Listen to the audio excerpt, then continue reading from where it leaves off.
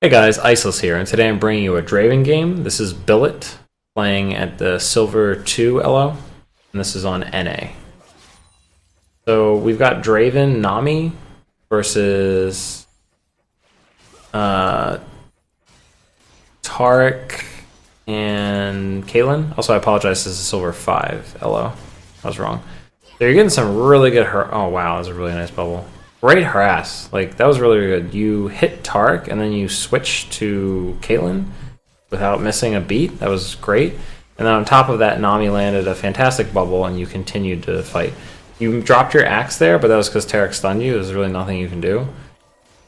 That's just unfortunate. Taric is really good against Draven because he can stop you from picking up an axe, basically. I'd be chucking your potion. This is a common thing that I see people miss out on. I'll go over briefly why. Two reasons. Number one, potions are a flat heal, and as your maximum health goes up, every time you level up, they become worth less and less.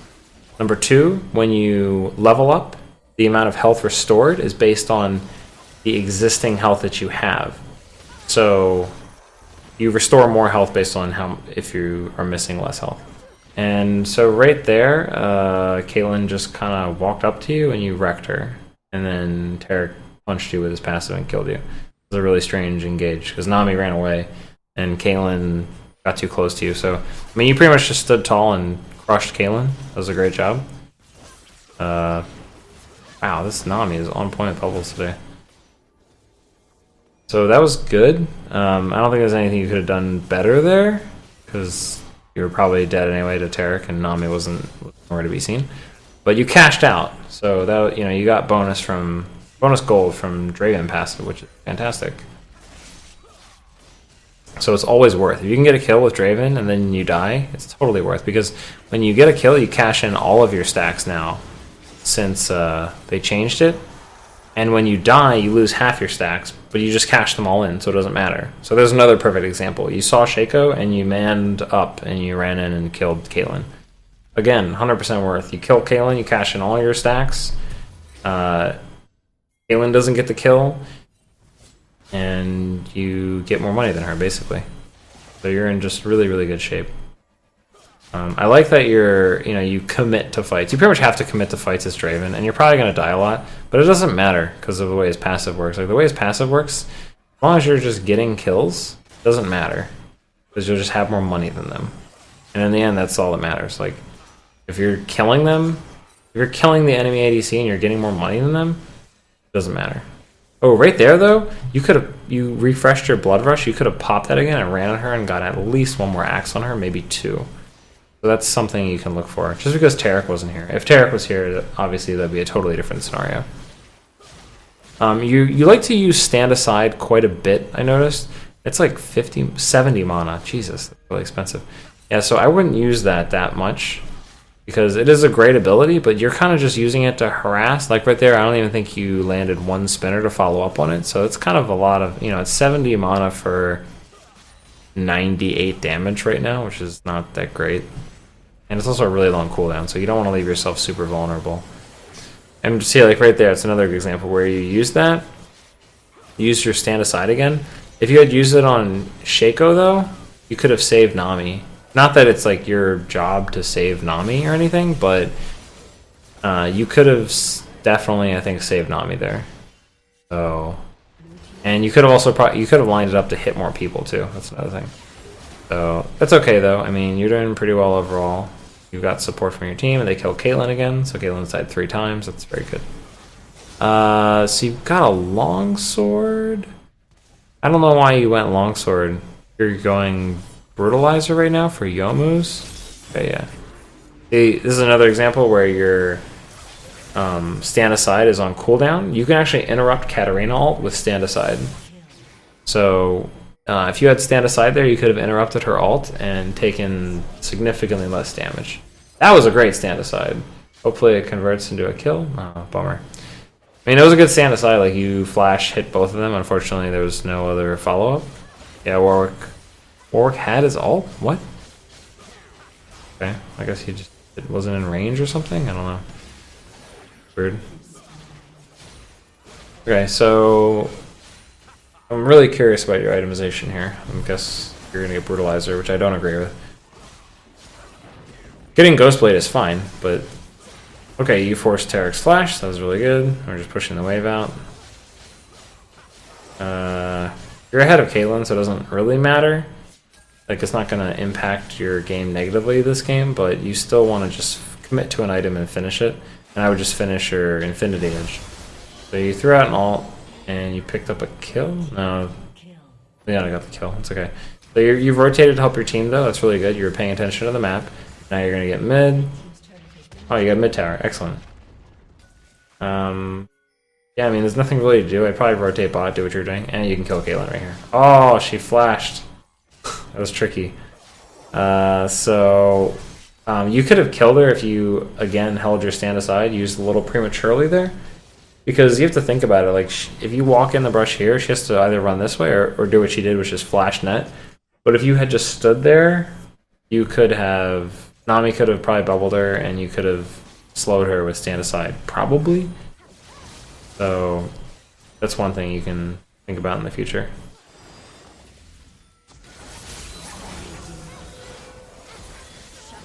Okay, nice job. And we're chasing... Nope. Going down here. Oh yeah, she has a tower here, huh?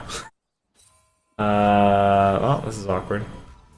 Oh wait, you had your ult. You could have thrown your ult down here and pushed this. One thing you could have done, or you could have thrown at Caitlyn and stopped her recall. Yeah, there were a couple things you could have done there, I think, to pressure them. You had like a lot of health. But maybe you didn't know where everyone was. All the information that I did in Spectator. So you're dead, but I like that you... Oh, did you flash there? Yeah, not worth. You almost got Taric, but he's so tanky. I would just switch to Caitlyn. So like here, like you are going Infinity Edge, but you've just got like a longsword, really random. And the problem with that is it delays your Infinity Edge. So other than that, your item build is very good. Your skill build is very good. Your skill build's perfect.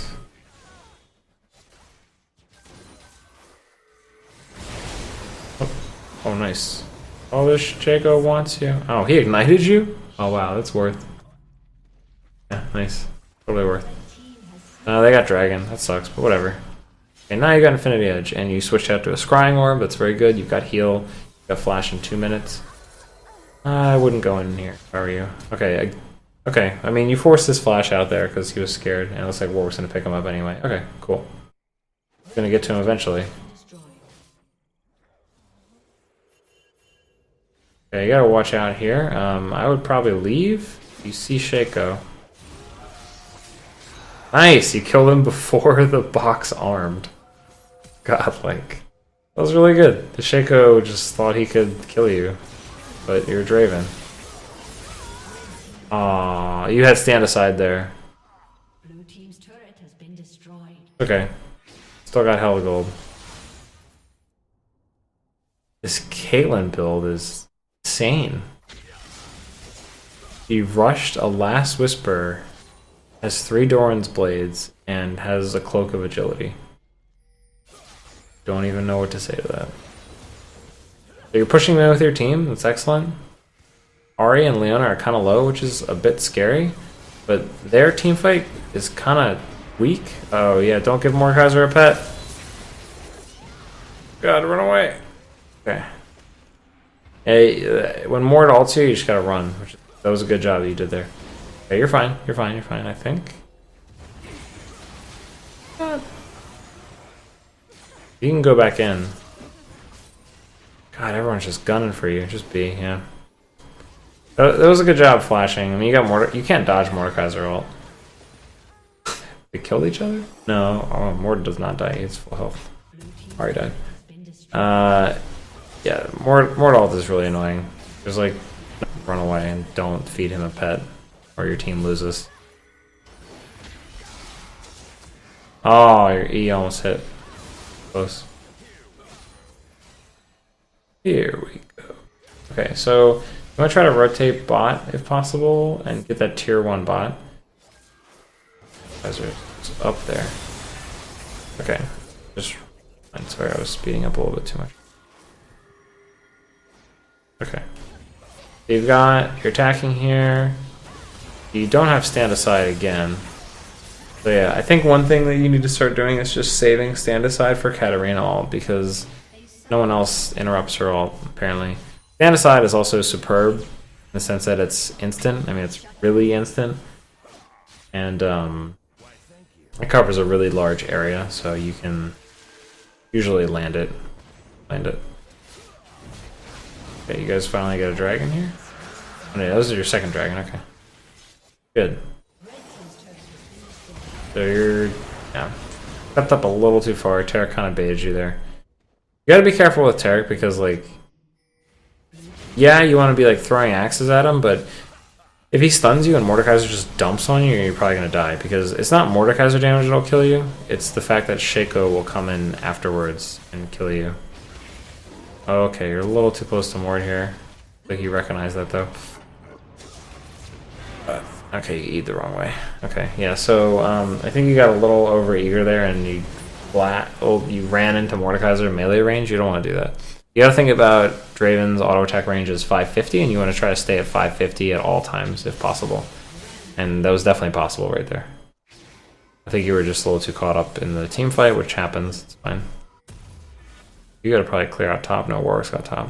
Your build is fine, static shiv, but I just would like to point out that your random longsword really delayed your build. Also, face checking your jungle at this point of the game against a Shaco is not good. So this Caitlyn's build is, God, run away.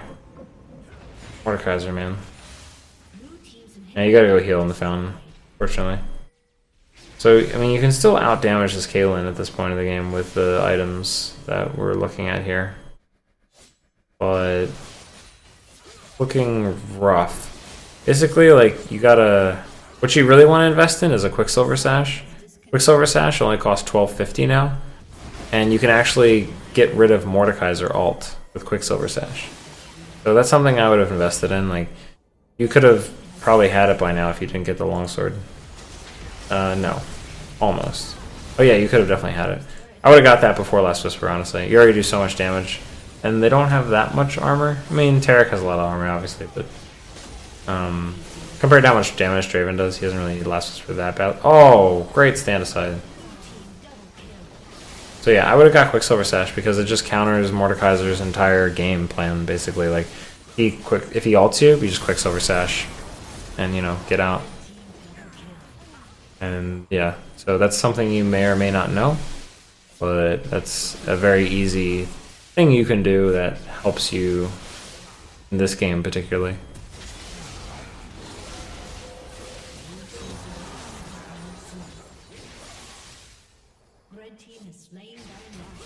So I got Baron. We're just kind of trying to defend right now. Is pretty much can't leave the base. And Shaco. Shaco is just huge at this point. Not much you can really do.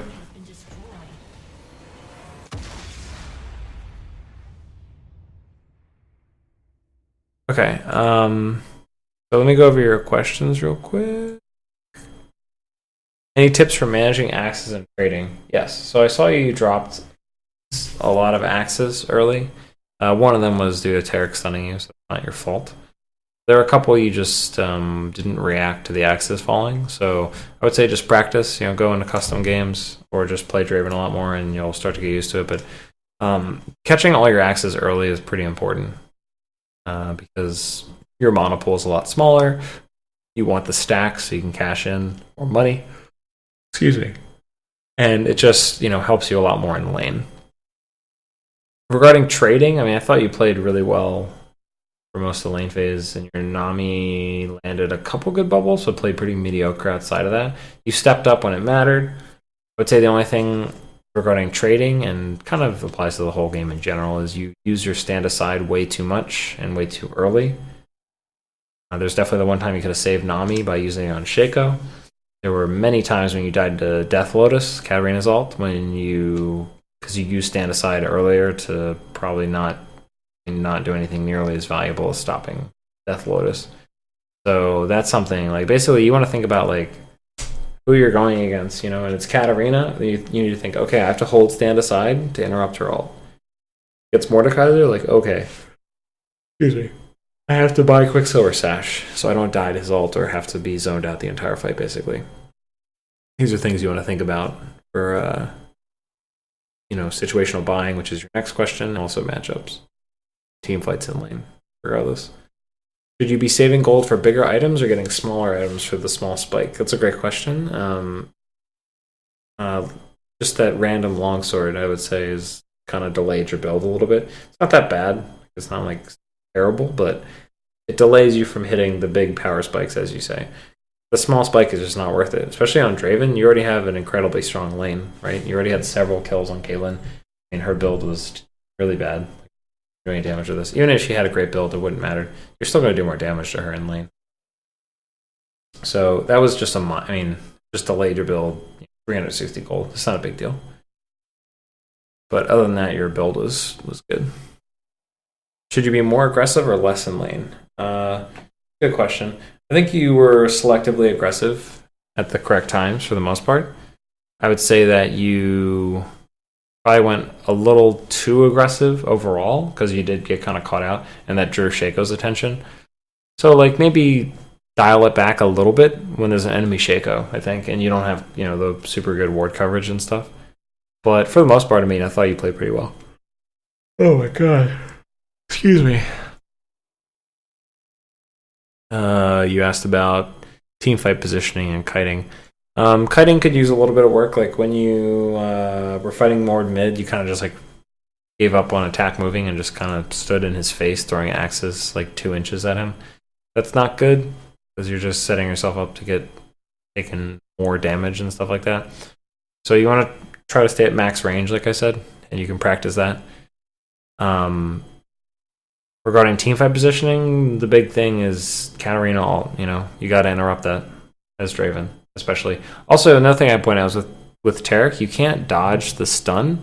But what you can do is when he stuns you, turn around and use blood rush to run in the opposite direction, and that creates some distance from the enemy team when you are actually stunned. So that's actually really, really important and a very easy thing that you can do. Make your life a little bit easier and most likely take less damage from his allies when you're stunned. Pretty much the only counterplay to that ability, and Draven has it. And I think that's it. Thanks for watching, guys. If you hit the subscribe button above my head that's going to pop up, you'll get an email every time a new video comes out. Stay frosty.